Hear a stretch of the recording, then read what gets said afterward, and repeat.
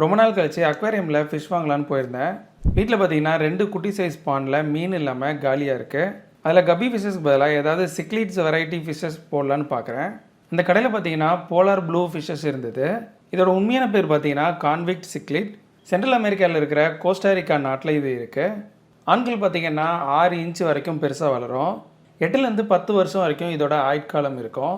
கான்விக்ட்ஸ் அப்படின்னா ஜெயில் கைதிகள்னு அர்த்தம். அமெரிக்காவில் இருக்கிற ஜெயில்களில் 1930 வரைக்கும் ஜெயில் பறவைகளுக்கு கருப்பு வெள்ளை கோடு போட்ட யூனிஃபார்ம் தான் கொடுத்துட்டு இருந்தாங்க. அதை வச்சு தான் இந்த மீனுக்கும் கான்விக்ட் சிக்லெட்ஸ்னு பேர் வச்சுருக்காங்க. நார்மலான கான்விக்ட் சிக்லெட்ஸை விட இந்த சிக்லெட்ஸ் ஏன் இப்படி சின்னதாக இருக்குன்னு பார்த்தீங்கன்னா, ஒரே குடும்பத்தை சேர்ந்த மீன்களை கிராஸ் ப்ரீடிங் பண்ணுவாங்க. கிராஸ் ப்ரீடிங் பண்ணுறப்போ இந்த மாதிரி மீன்கள் பிறக்கும். கடைசி காலம் வரை இந்த மீன்கள் சின்னதாக தான் இருக்கும். இதுக்கு ஃபேன்சி ஏதாவது பேர் வைக்கணும்னு சொல்லிட்டு போலார் ப்ளூ பேரட் சிக்லெட்ஸ்னு பேர் வச்சுருக்காங்க. நான் ஃபுல்லாக ஒயிட்டாக இருக்கிற ஒரு அல்பினோ ஃபிஷ்ஷும் நார்மல் கலராக இருக்கிற இன்னொரு ஃபிஷ்ஷும் வாங்கியிருக்கேன். இந்த அல்பினோ பார்த்தீங்கன்னா மேல் மாதிரி இருந்தது.